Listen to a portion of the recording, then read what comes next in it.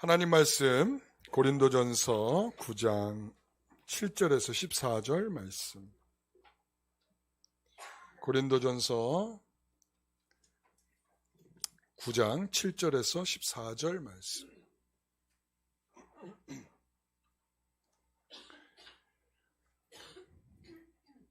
제가 봉독하겠습니다. 같이 읽어주시면 감사하겠습니다. 누가 자기 비용으로 군복무를 하겠느냐? 누가 포도를 심고 그 열매를 먹지 않겠느냐? 누가 양떼를 기르고 그 양떼의 젖을 먹지 않겠느냐? 내가 사람의 예대로 이것을 말하느냐? 율법도 이것을 말하지 아니하느냐? 모세의 율법의 곡식을 밟아 떠는 소에게 망을 씌우지 말라 기록하였으니 하나님께서 어찌 소들을 위하여 염려하심이냐? 오로지 우리를 위하여 말씀하심이 아니냐? 과연 우리를 위하여 기록된 것이니 밭가는 자는 소망을 가지고 갈며 곡식 떠는 자는 함께 얻을 소망을 가지고 떠는 것이라. 우리가 너희에게 신령한 것을 뿌렸은즉 너희의 육적인 것을 거두기로 과하다 하겠느냐? 다른 이들도 너희에게 이런 권리를 가졌거든 하물며 우리 일까 보냐?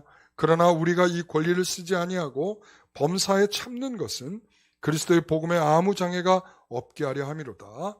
성전의 일을 하는 이들은 성전에서 나는 것을 먹으며 제단에서 섬기는 이들은 제단과 함께 나누는 것을 너희가 알지 못하느냐? 이와 같이 주께서도 복음 전하는 자들이 복음으로 말미암아 살리라 명하셨느니라. 아멘. 오늘 말씀의 제목은 권리의 양면성이라는 제목으로 말씀을 나누겠습니다. 바울은 지금 사도성의 문제를 문제를 겪고 있습니다. 그래서 이 문제에 대해서 바울이 어떻게 풀어가는가 하면 나는 자유인이다. 나는 사도다. 그리고 나는 주를 목격한 사람이다. 나는 주를 위해서 너희에 대해서 일한 사람이다.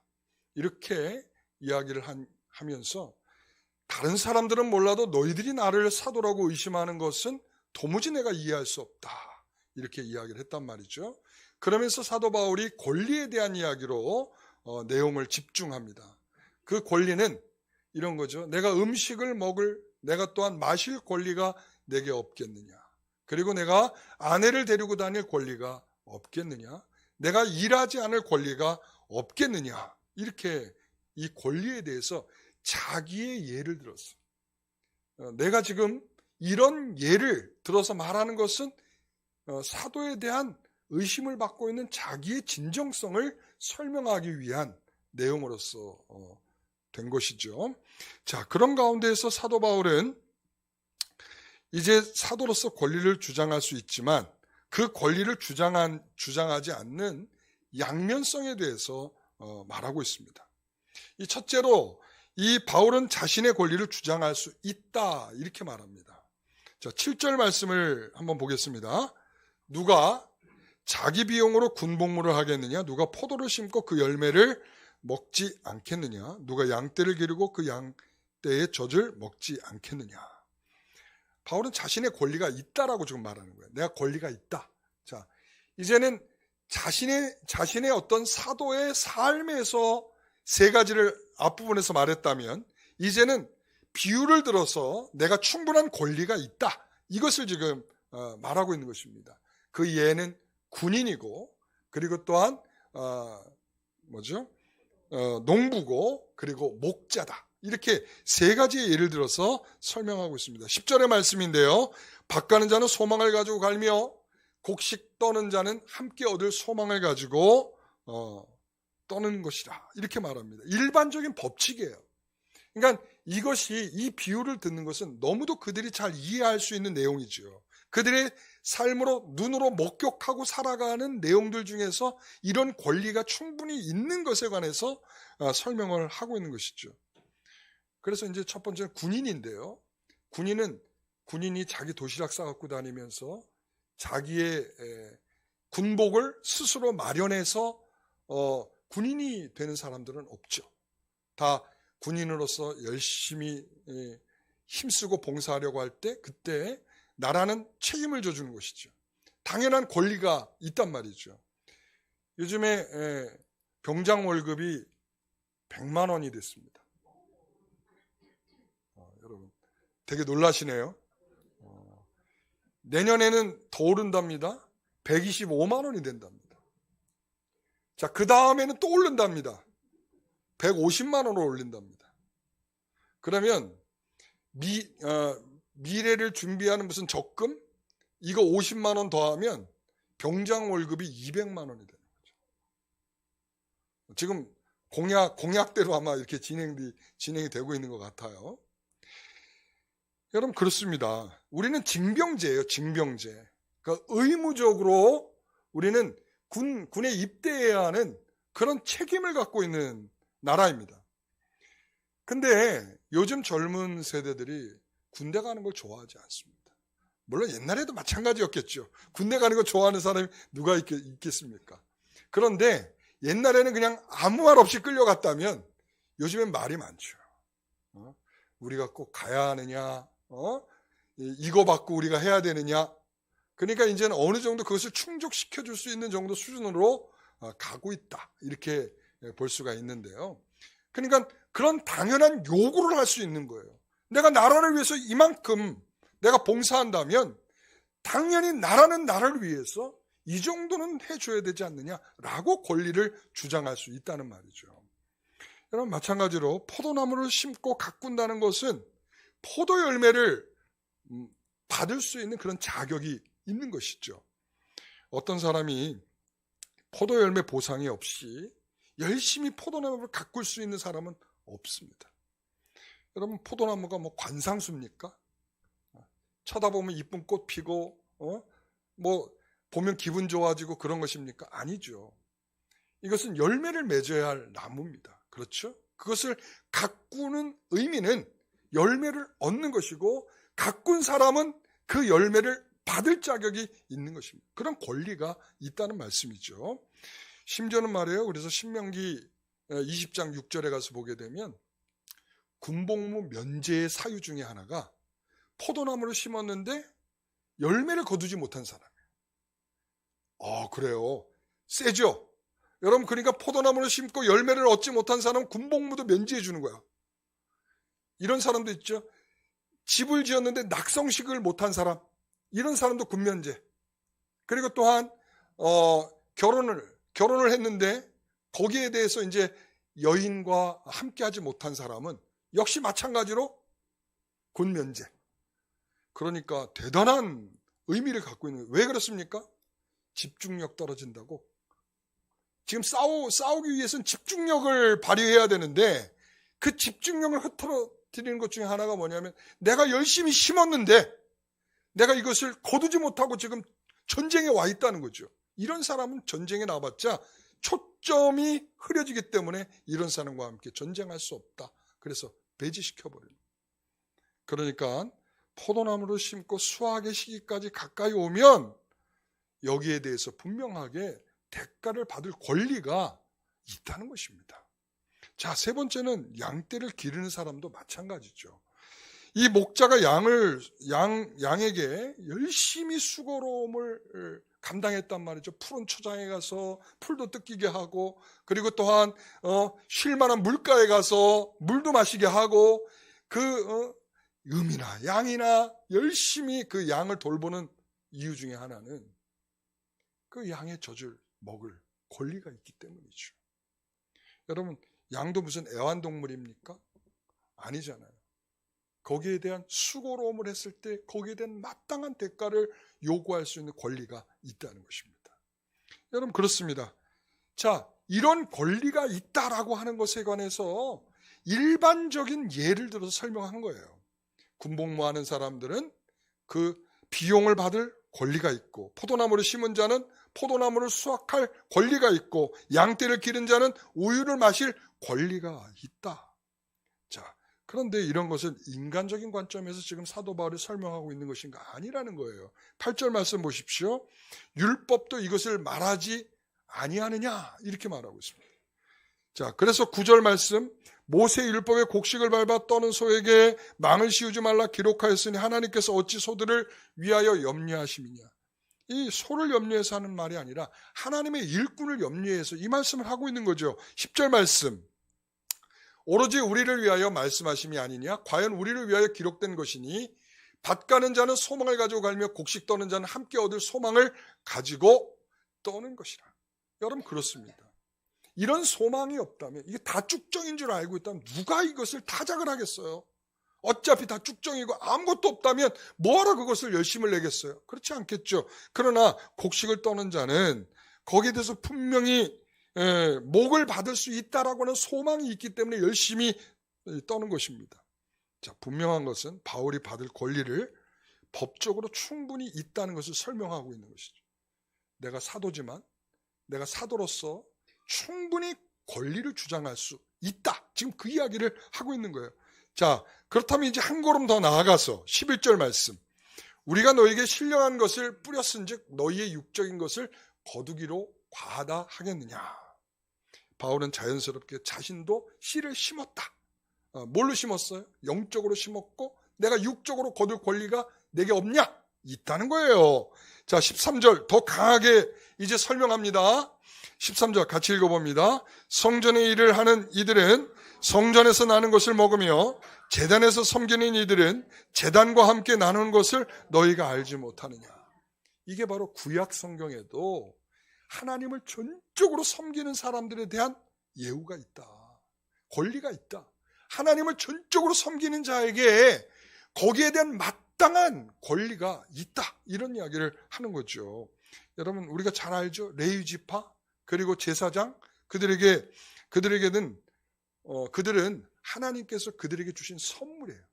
백성들에게 하나님의 백성들에게 주신 선물은 레위 지파이고 제사장들입니다. 왜 그렇습니까?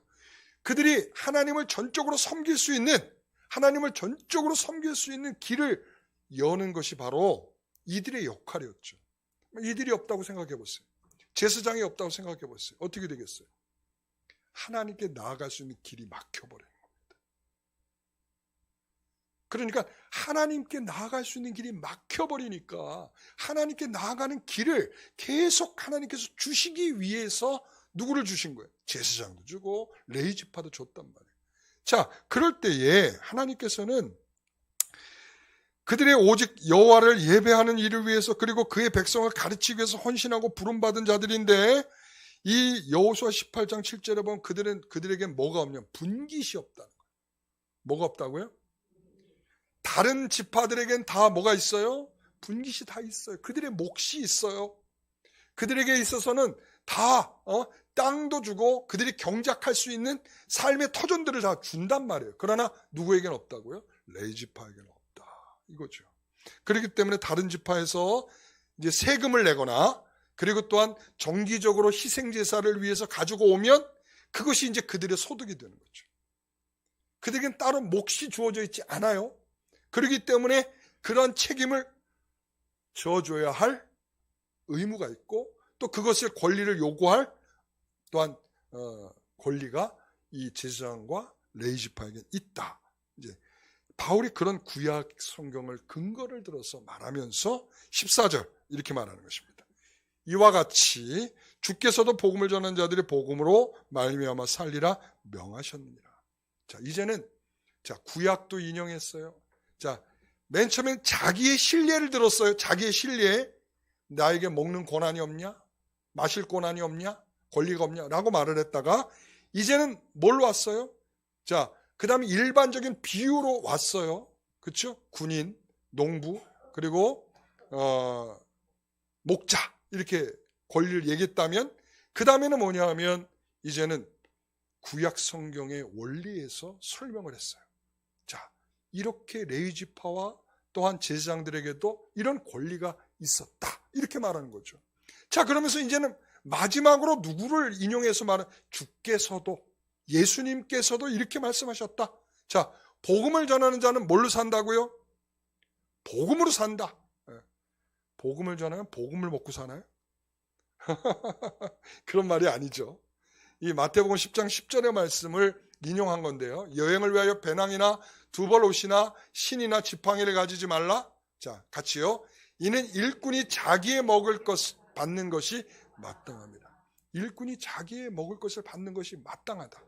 복음을 전하는 자들이 있다면 옆에서 서포트해주는, 옆에서 도움을 주는, 옆에서 먹을 것을 챙겨주는, 옆에서 잠자리를 제공해주는 그런 성도들이 있어야 한다라고 하는 것을 주님께서 말씀을 하신 거죠. 자, 이 지금까지는 첫 번째 면, 사도에게 뭐가 있다? 바울에게 뭐가 있다? 권리가 있다. 지금 그걸 말하는 거예요. 권리가 있다. 아시겠어요? 한쪽 면은 뭐라고요? 어려운 것도 아닌데 왜? 자, 뭐라고요? 바울은 권리가 있다. 지금 그 얘기를 하는 거예요. 자, 그럼 이제 두 번째입니다. 두 번째로는 바울은 자신의 권리를 포기한다고 합니다. 자신의 권리를 포기한다. 이 양면성이에요. 내가 권리가 있다. 그렇지만 나는 권리를 포기한다. 지금 이 이야기예요. 자, 12절 말씀 같이 읽어봅니다. 다른 이들도 너희에게 이런 권리를 가졌거든 하물며 우리일까 보냐. 자, 그러나 우리가 이 권리를 쓰지 아니하고 범사에 참는 것은 그리스도의 복음에 아무 장애가 없게 하려 함이라. 바울은 복음에 방해되는 것이라면 어떤 것도 내려놓을 마음이 있다라고 지금 말하고 있는 거예요. 복음에 방해된다면 어떤 것도 내려놓겠다. 바울이 사꾼이 아닌 이유가 거기에 있는 것입니다.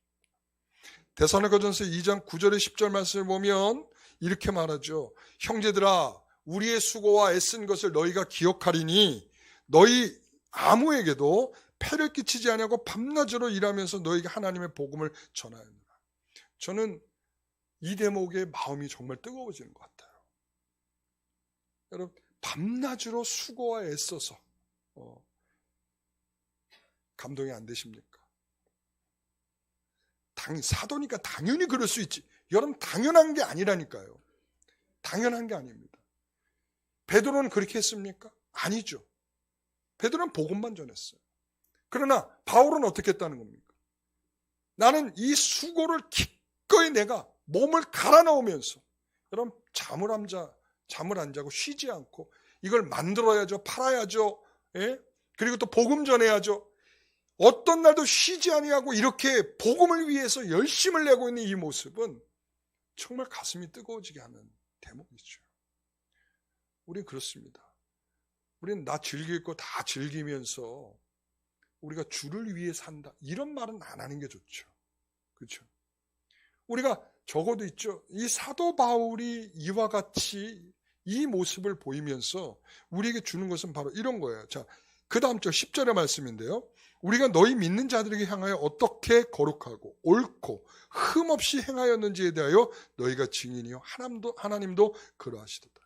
그러니까 사도 바울은 자신의 이 거룩함과 흠이 없게 하려고 하는 이런 정말 끔찍히 주님을 사랑하는 마음과, 그리고 또한 성도들에게 이 복음이 제대로 증거되어야 한다라고 하는 그런 책임감이 모두 버무러져서 정말 쉬지 않고 애쓰면서 일하면서 복음을 전했다, 이런 말이죠.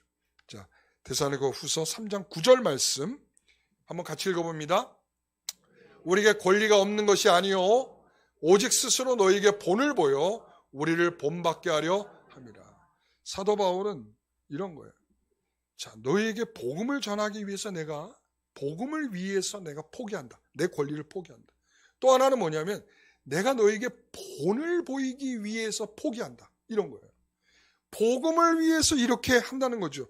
이 바울은 정말 이 복음을 전하는데 미친 사람 같아요. 네.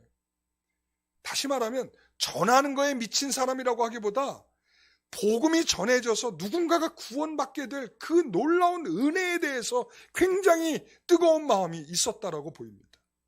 그러니까 한 영혼을 구원하고 그 한 영혼이 상처를 입지 않게 하기 위해서, 연약한 자들이 상처받는 것을 하지 않게 하기 위해서 사도 바울은 자신의 권리를 포기하고 있다. 지금 이 말을 하고 있는 것이죠.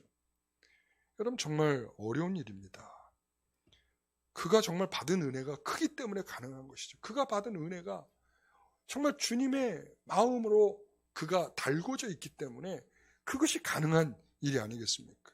철저하게 연약한 자를 배려하는 마음, 그리고 자신이 받은 은혜를 생각하는 것. 바울은 권리가 있습니다. 그러나 그 권리를 내려놓는 것은 오직 복음을 위해서고 연약한 성도들을 얻기 위해서고 자신의 믿음의 본을 위해서 철저히 사도 바울이 그렇게 했다. 이렇게 말을 하는 것입니다. 자, 이렇게 양면성이 있는 거예요. 자, 양면성이 어떻게 있다고요? 첫째는 내가 권리가 있다. 그러나 권리를 포기한다. 이런 양면성이 있는 거예요. 양면성. 이 양면성은 서로 충돌하고 있는 거죠. 권리가 있는데 왜 권리를 주장하지 않아? 이거죠. 권리가 있다면 우리는 주장하는 게 마땅하다고 생각하지만 그러면은 우리가 사도 바울은 권리가 있지만 난 권리를 포기한다. 라는 거죠. 자, 12절의 말씀. 다른 이들도 너에게 이런 권리를 가졌거든 하물며 우리일까 보냐. 자, 다른 이들은 누굴 말하는 거예요? 베드로 같은 다른 사도들을 말하는 것이죠. 다 이렇게 권리가 있지 않냐? 그런데 하물며 내가 없겠냐? 자, 이 말은 뭐겠어요? 내가 고린도 교회에 이 정도 내가 주장할 수 없냐? 라는 거죠. 고린도 교회를 개척한 사람이 누구예요? 누구죠? 바울이라고 그랬잖아요. 바울이 고린도 교회를 개척했고 그들에게 복음을 심었고 그들이 어떻게 하면 복음을 받을 수 있을까를 애써 기도하면서 그들을 위해서 헌신적으로 해낸 그러한 의미를 생각한다면 사도 바울이 누구보다도 더 그 권리를 주장할 수 있는 입장에 있다는 것을 설명하고 있는 것이죠. 저는 이 부분이 굉장히 제 마음에 예전부터 이 마음을 흔들어 놓고 있습니다. 하물며 내가 권리가 없겠느냐. 권리가 있다는 것입니다. 그렇지만 그 권리를 쓰지 않는 이유를 그 다음에 설명하고 있잖아요. 복음이 제대로 전달되는 일을 위해서.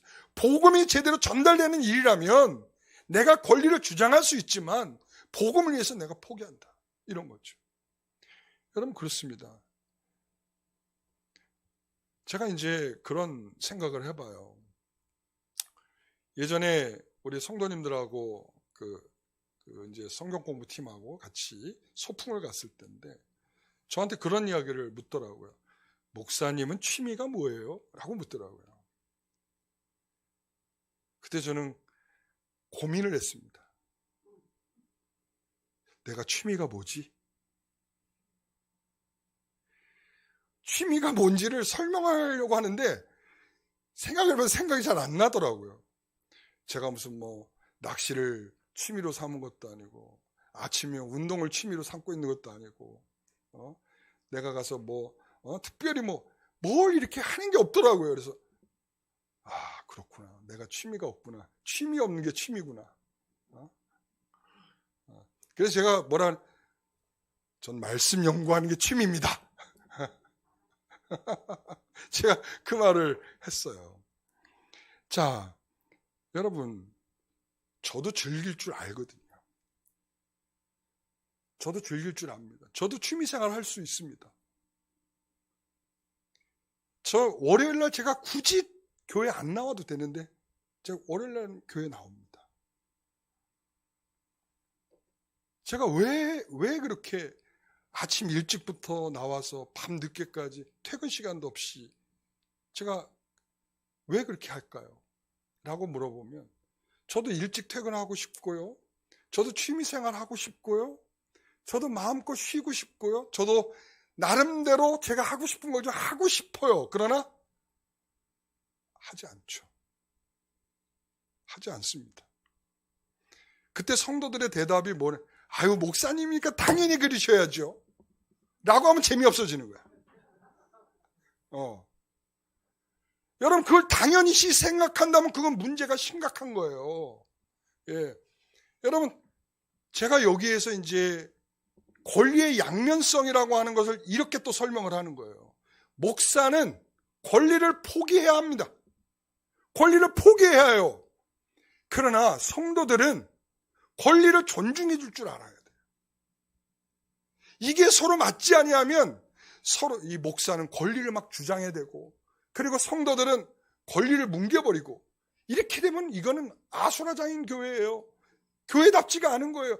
사도 바울이 우리에게 이렇게 나는 권리를 포기하고 있다라고 수도 없이 설명하고 있는 이런 부분들이 깨지고 도대체 이 말씀을 가지고 설교하는 목사의 정의가 이상해지는 거죠. 사랑하는 성도 여러분. 그래서 목사는 권리를 주장하지 않아야 된다는 거예요.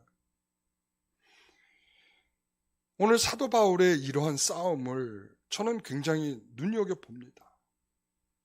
나도 저렇게 해야겠다 라는 생각을 자꾸 하게 만드는 대목이죠. 나도 이런 싸움을 해야겠다. 모든 것이 복음을 위해서 장애가 된다면 나는 어떻게든 그 권리를 포기하는 것이 옳다. 바울은 그 싸움을 위해서 참고 기다리잖아요. 그리고 핍박을 기꺼이 받고 있어요.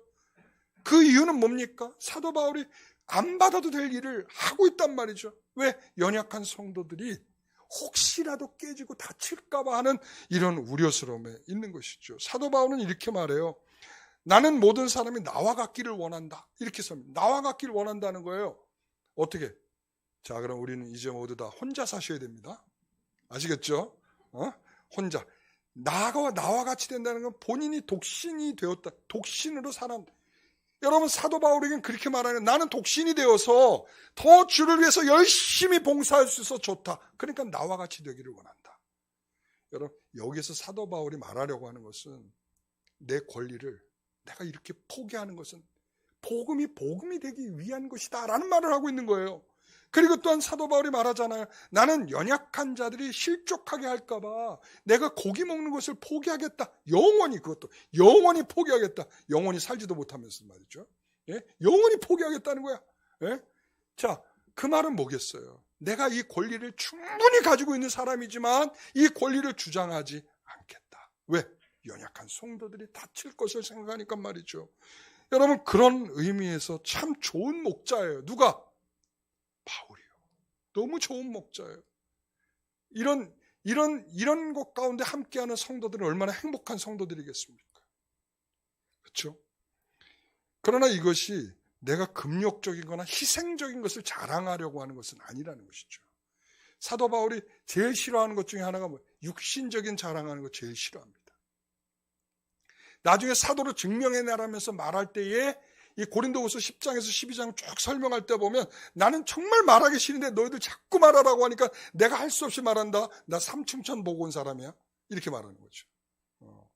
그러니까 사도 바울은 자신에 대해서 자랑할 것이 없어요. 내가 자랑할 것이라면 육신이 약해진 거.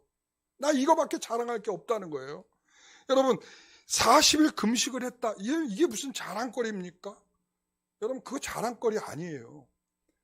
여러분, 저는 이렇게 생각을 합니다. 내가 권리를 포기했을 때 성도들에게 어떤 유익이 있는가? 성도들이 어떻게 배불리는가? 성도들이 어떻게 자라는가? 성도들이 어떻게 성숙해가는가?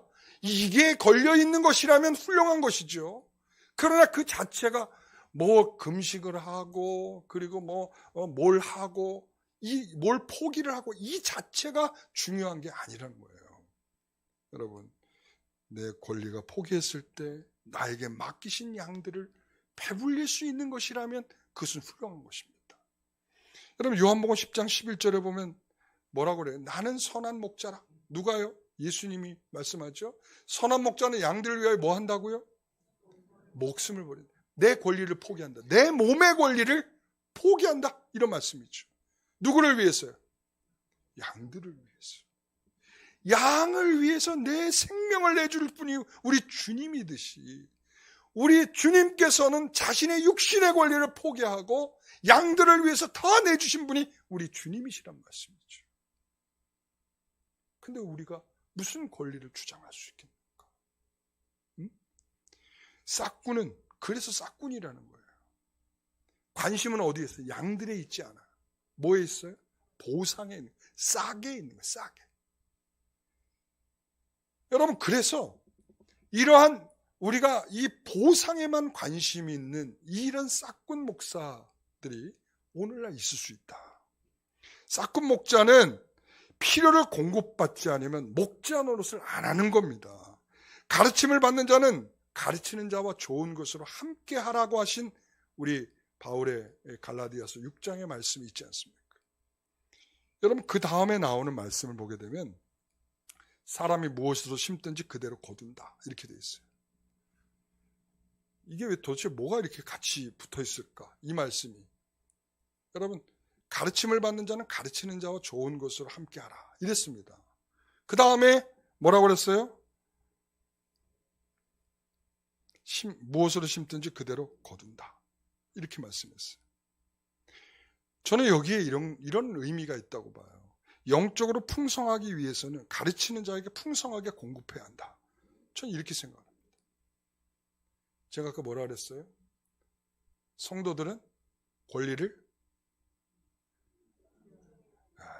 그렇죠. 존중해야 한다. 좀 더 떼창에 가까운 말씀 대답할 수는 없을까요? 네? 자, 다시 한번요. 성도들은 어떻게 해야 된다고요? 권리를 존중해야 한다. 그런 차원에서 뭐라고 말씀하시는 거냐면 가르침을 받는 자는 가르치는 자에게 좋은 것을 함께 해야 한다. 자, 그래서 심은 대로 거둔다. 이런 원칙을 얘기했어요. 그래서 우리 교회 정치에 보면 청빙하는 자에게 이런 청빙서를 줘요. 생활을 염려하지 않도록 주택과 사례금을 주겠다. 이렇게. 뭐라고요? 앞에 있는 게 중요해. 뭐라고요? 생활을 염려하지, 예. 여러분, 생활을 염려하지 않도록 주택과 사례를 주겠다. 이렇게 표현하고 있어요. 그러니까 제가 이 개척교회 목사님들을 만나면서 느끼는 바가 있는데 그게 뭔가 하면 이분들은 맨 처음에는 의욕적으로 개척을 다 갔죠. 개척을 해서 막 전도도 하고 막 열심히 해서 난 굶어도 좋다. 복음만 전하면 된다. 맨 처음에 이런단 말이에요. 근데 시간이 지나면 그 굶는 것도 한계가 오는 거죠. 그렇죠? 뭔가 공급받아야 되는데 공급받을 곳이 없는 거야. 그러니까 어떻게 하겠어요? 내 입은 내가 책임져야 되겠다. 이 생각을 하기 시작을 하는 거예요.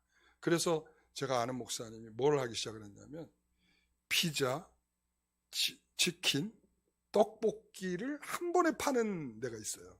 그래서 피치떡이라고 부르는데, 네. 근데 그거를 이제 해야겠다. 그리고선 한 거예요. 근데 이게 이렇게 대박을 치네. 그리고 한 달에 700, 800을 버는 거예요.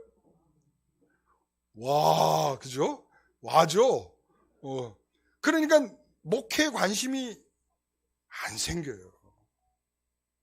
그러니까 주가 뭐예요? 물어보면 주가 뭐예요? 그러면 전적으로 힘을 쓰는 게 뭐예요? 그러면 피치떡이야.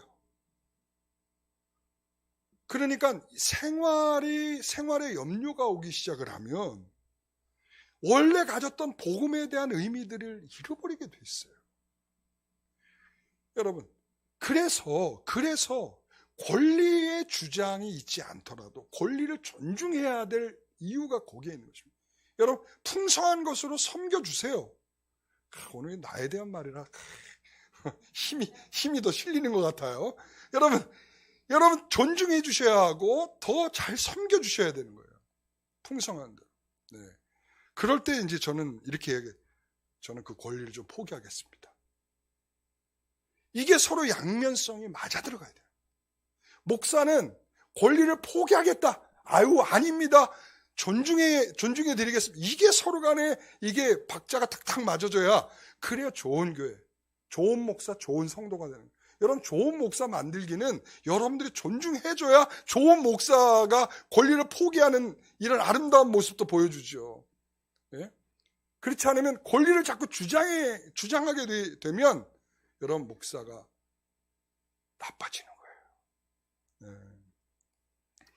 하나님께서 좋은 양을 위해서 좋은 목자를 세워주시는 겁니다. 양을 위해서 목자가 있는 거예요. 양을 위해서 목사는 소모되어야 할 존재인 것입니다. 목사가 살려고 하면 성도들이 죽게 돼 있습니다. 이게 원칙입니다. 그래서 권리를 포기하려고 하는 이유가 거기에 있는 것입니다. 양들이 살아야 하고 하는 거죠. 여러분, 궁극적인 하나님의 목적은 성도들에게 있습니다. 목사가 와서 가르치고 또 목사가 소모되어서 유익을 주도록 권리를 포기하는 목사가 좋은 목사가 되는 것이고, 이 목사의 권리를 존중하는 성도가 좋은 성도가 되는 것입니다. 그러나 마음 아픈 것은 뭐냐면 오늘날 좋은 목사와 좋은 성도들이 점점 줄어들고 있다는 것입니다. 그게 너무 마음이 아픕니다. 권리를 더 많이 요구하는 목사들, 그리고 그 권리를 어떻게 하면 좀 더 뺏겠다라고 말하고 있는 성도들. 이게 너무나 불편해요. 시대가 변했다고요? 시대는 변하고 있어요. 그러나 그 변하는 시대에서 과연 우리는 그렇게 정의를 하고 있는 것이 옳으냐는 거죠. 성경은 변하지 않고 있어요. 성경은 진리예요. 성경은 옛 시대나 지금이나 동일한 의미를 우리에게 내포하고 있죠. 옛날에도 선한 목자는 자기의 양을 위해서 목숨을 내놓는 것이라면 오늘날도 동일하다는 것이죠. 레위 지파와 제사장들, 우리 목사들이 늘 목사를 책임져줘야 해요 하면서 하는 말이 뭐냐면 레위 지파와 제사장들처럼 그렇게 해야 된다라고 이야기를 해요. 근데 여기서 하나를 알고 둘을 모르는 이야기를 하고 있죠. 뭔가 여러분들 그들에게 뭐가 아까 없다고 제가 말씀드렸죠? 그들의 분깃이 없다고 얘기했죠. 여러분, 이 분깃이 없다는 것은 뭐냐면 그들에게선 땅의 소망과 땅에 쌓을 것을 더 이상 주지 않는다, 이런 말이에요. 다시 말하면 너의 목도 없고 너희가 상속할 재산도 가질 수 없다라는 말이에요. 되게 엄격한 표현이죠. 그런데 우리는 앞부분만 사용을 해. 목사를 책임져 줘야 된다 라는 것으로. 그리고는 뒤에 부분은 생각을 안 하고 우리는 마음껏 권리를 주장을 하죠. 그러니까 성도들은 어떻게 해요? 그 권리를 어떻게 하면 뺏을 수 있을까? 라고 생각을 하고 요즘에 이러한 모습들을 보면서 우리 교회는 정말 그런 교회가 되지 않기를 소원합니다. 정말 저도 권리를 포기할 마음을 갖고 있습니다. 어떤 권리를 제가 알아서 포기할 겁니다. 요구하지 마세요. 권리는 저에게 있는 거예요. 권리까지 여러분들이 이래라 저래라 주장하면 안 되는 거예요. 권리는 저에게 있는 거예요. 제가 권리를 제가 포기할 겁니다. 그러나 여러분들은 어떻게 해야 된다고요? 권리를 존중하셔야 됩니다. 제가 취미 생활할 권리가 있다고 그랬죠? 네. 제가 나중에 시간 있으면 제가 오토바이를 타고 나타날 수도 있어요. 그러면 목사님이 취미생활 하는구나. 여러분 그거 인정해 줄 수 있는 거예요. 네? 제가 낚시 가방을 딱 들고 나타나면 목사님이 취미생활을 낚시로 하기로 생각했구나 하고 여러분들 존중해 줄 수 있어요. 그렇다고 제가 그렇게 할 주변 머리도 제가 못 되는 거 아시죠? 저 11년 동안 저를 겪어보셨잖아요. 제가 어떻게 목회를 하고 있는지. 저는 우리 성도들 외에는 제가 별 관심이 없기 때문에 그래서 제가 취미를 못 갖고 있는 거예요. 네. 사랑하는 성도 여러분, 우리는 서로 간에 이런 양면성이 성립되는 성도들이 되기를 소원합니다. 좋은 성도들이 되어주십시오. 저는 좋은 목자가 되기로 힘쓰겠습니다. 이런 양면성이 서로 간에 있어야만 저는 권리를 포기하고 성도들은 권리를 존중해주고 이런 아름다운 모습들이 나타나는 것이 우리 영광교회 되기를 소원합니다. 나는 좋은 성도인가를 생각해 보십시오. 저는 좋은 목사인가를 생각하겠습니다. 기도하겠습니다. 하나님, 우리가 정말 주를 위해 살아가는 그런 복음을 위해서 살아가는 우리 모두라고 한다면 우리가 가지고 있는 적당한 포기를 하나님 포기할 수 있도록 인도하여 주시고 또한 권리를 존중해 줄 수 있는 마음도 주시옵소서. 우리 안에 서로가 서로에 대한 마음으로 사랑의 마음으로 서로 관대할 수 있게 해 주시고 서로를 위해서 복음을 위해서 말씀들이 흐트러지지 않기 위해서는 목사는 또한 어떠한 절제와 포기와 이런 마음을 가져야 할 줄 믿사오니 주님께서 저에게 그런 마음을 주시고 우리 성도들에게도 좋은 마음을 주시옵소서. 모든 것 주님 앞에 감사하며 예수님의 이름으로 기도드리옵나이다.